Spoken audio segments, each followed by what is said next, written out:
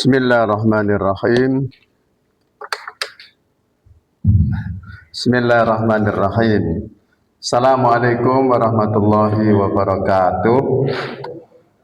Alhamdulillahilladzi nahmaduhu wa nasta'inuhu wa nastaghfiruhu wa nashhadu an la ilaha illallah wahdahu la syarikalah wa asyhadu anna Muhammadan abduhu rasuluh sallallahu alaihi wasallam alladzi la nabiyya ba'dah. Qala Allah Ta'ala fil Qur'anil Karim, a'udzu billahi minasy syaithanir rajim. Bismillahirrahmanirrahim. La in syakartum lazidannakum wa la in kafartum in adzabi lasyadid. Wa qala ta'ala, Rabbi shrah li sadri wa yassir li amri wa hlul 'uqdatam min lisani yafqahu qawli. Rabbi zidni ilma warzuqni fahma. Sadaqallahul adzim. Bapak Ibu kaum muslimin dan muslimat jamaah subuh yang dimuliakan Allah, kembali kita mensyukuri nikmat yang Allah berikan kepada kita.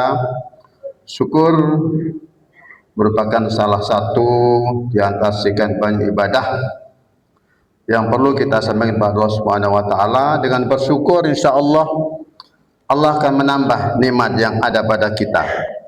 La in syakartum lazidannakum wa la in kafartum in adzabi lasyadid. Shadaqallahul adzim. Dalam hal lain, ketika kita mensyukuri nikmat yang Allah berikan, maka Allah akan senantiasa menambah nikmat yang ada pada kita.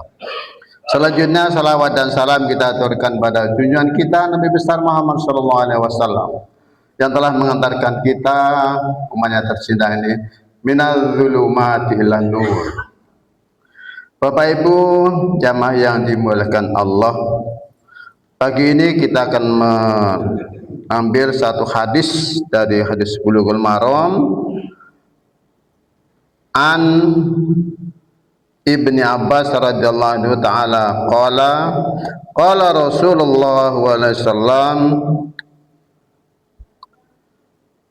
man takallama yaumul jumu'ati wal imamu yakhutubu fahuwa kamathalil khimar yahmil asfara walladzi yaqulu lahu ansit laysat lahu jum'atah. Rawahu Ahmad. Secara harfiah hadis ini dari yaitu Anas atau Ibnu Abbas radhiyallahu anhu, Rasulullah berkata bahwa ketika atau man takallama yaumul jum'ah, barang siapa berbicara pada hari Jumat, wal imam yakhtub fa huwa kamitsli khimar, dan imam sedang khutbah di atas mimbar, maka apa kata Rasulullah Ibu sekalian, fawa kamisli himar, sama dengan himar. Yahmil asfaro, jadi himar yang membawa asfar jamak dari safar. Safar artinya kitab, asfar itu kutub. Jadi Allah mengumpamakan melalui Rasulnya bahwa siapapun yang berbicara tatkala imam menyampaikan khutbah di atas mimbar ini, maka Rasulullah menyebutkan kamisil khimar.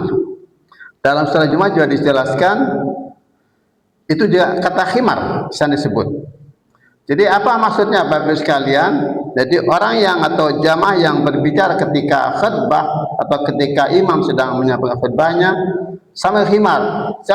Kenapa demikian? Jumat itu satu ibadah yang berat. Ya, yang berat. Diumpamakan khimar membawa kitab. Gimana khimar membawa kitab tapi tidak tahu apa yang dibawa.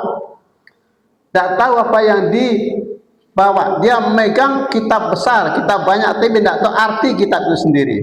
Maka siapapun yang berbicara tatkala khatib atau kata imam ada di atas mimbar dan menyampaikan khutbah dan dia berbicara, ya, sampai ini Bapak sekalian masih banyak itu saudara-saudara kita di sudut sana, sudut situ, imam atau sini sedang menyampaikan khutbah, tapi baca itu seorang-seorang, ya, sampai khutbah selesai pula cerita itu. Nah, Itu kata Rasulullah, nilai itu tidak ada, nilai Jumat itu. Ya, nilai Jumat tidak ada. Sia-sia Bapak sekalian. Jadi mengerjakan salat Jumat itu sia-sia, tidak ada arti kata Rasulullah. Mislu khimar. Itu. Jadi khimar itu kan dia hewan yang Rasulullah menyebutkan seburuk-buruk suara dah sautul khimar. Jadi dalam surah Luqman juga disebutkan seburuk-buruk suara adalah suara khimar. Khimar itu contoh hewan yang nadanya atau ritme meringkiknya itu tidak beraturan Bapak sekalian. Tidak sama aja kokok ayam, kemudian kami yang mengambil ataupun jaya melenguh, itu dia ada aturan. Atau bunyi burung yang berkicau di bagian itu ada aturan, ritmenya bagus. Tapi khimar itu bunyi tak jalan, ritmenya tidak.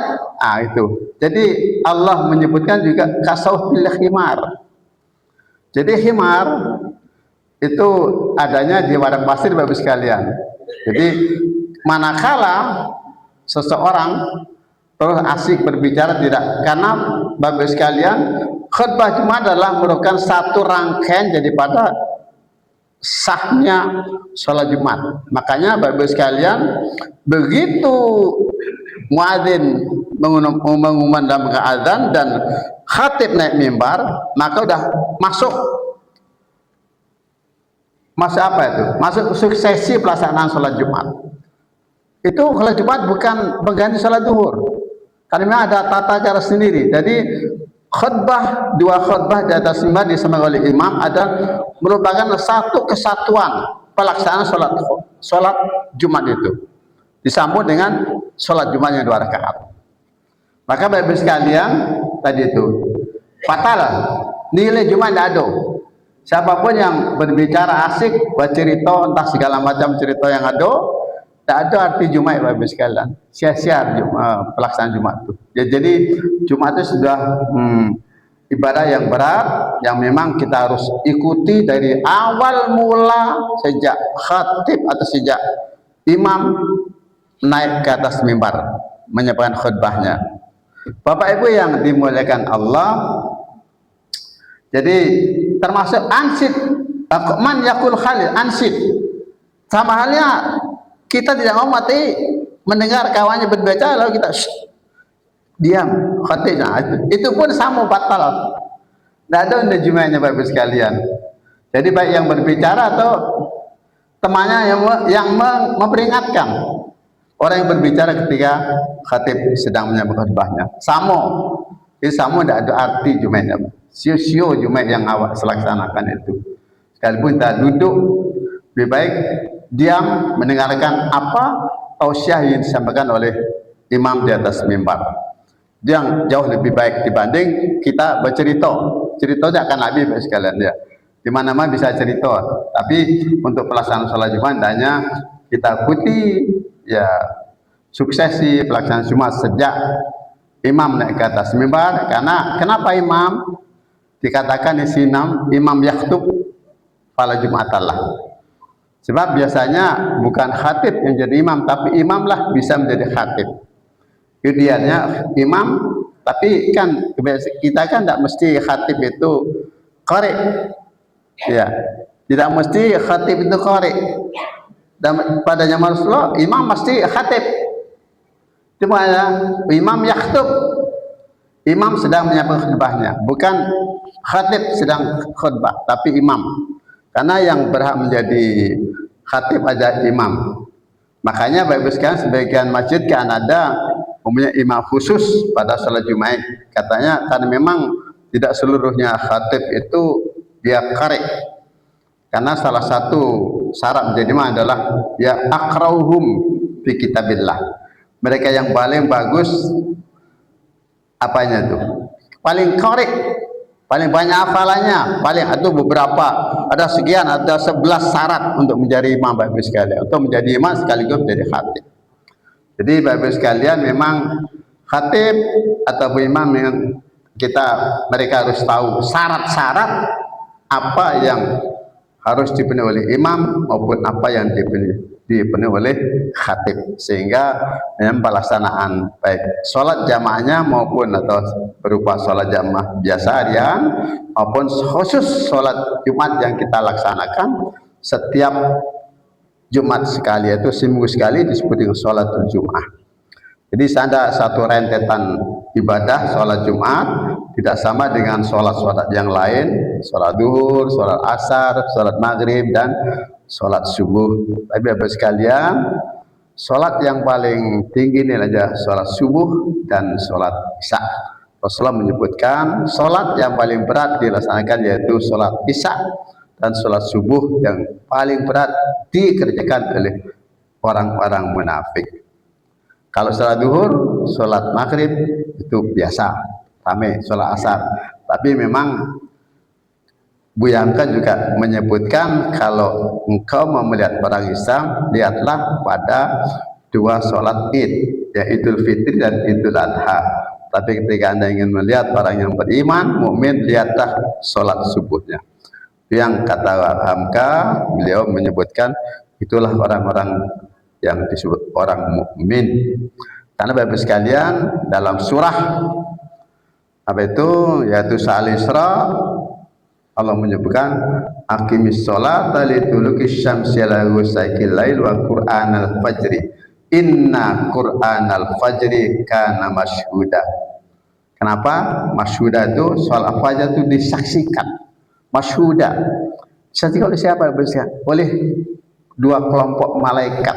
Jadi pagi ini Bapak sekalian, itu pergantian tugas malaikat yang tugas di siang hari, tugas di malam hari, itu bergantian. Sama jo, kalau di awak tuh ada pas pampres itu kan sore hari bergantinya itu. Kalau malaikat yang menjaga ini dunia itu bergantian ketika subuh. Yang berjaga malam mereka pulang menghadap Allah, melapor kepada Allah, diganti oleh malaikat penjaga siang. Maka itu tabadul malaikat bainan nahar wal lail, itu pergantian tugas malaikat. Makanya Rasulullah Allah menyebutkan inna Qur'anal fajri kana masyhuda, dengan bahwa sholat subuh, bacaan sholat subuh itu disaksikan oleh para malaikat, malaikat penjaga malam dan malaikat penjaga siang. Telah Bapak Ibu sekalian, demikian yang bisa disampaikan pagi ini. Semoga bermanfaat buat kita semua dalam rangka mendekatkan kita kepada Allah Subhanahu wa taala. Karena Bapak Ibu sekalian, mari terus kita perbaiki nilai sholat kita. Kenapa? Baik pun ibadah yang lain, ketika sholat tidak baik, karena sholat adalah merupakan kunci daripada seluruh ibadah yang kita laksanakan. Jadi kunci, dan sholat juga merupakan salah satu tiang agama, yaitu rukun iman yang 5. Bisa ada iqamatus sholat, mendirikan sholat itu salah satu daripada tegaknya atau pilar Islam, karena satunya adalah mendirikan sholat. Baik pun ibadah lain, sedekahnya bagus, amalannya bagus, tapi sholat tidak ada, ambo puasa, ambo sedekah, tapi ambo cik itu tidak ada, sholat tidak ada. Nah, maka miftah, kunci membuka khazanah itu tidak ada bagus. Karena itu mari kita terus perbaiki, terutama sholat subuh kita tingkatkan, kita perbanyak jamaah kita, tidak hanya yang rancak masjid, tapi jamaahnya sedikit. Demikianlah kurang lebihnya, mohon maaf. Wabillahi taufiq wal hidayah. Assalamualaikum warahmatullahi wabarakatuh.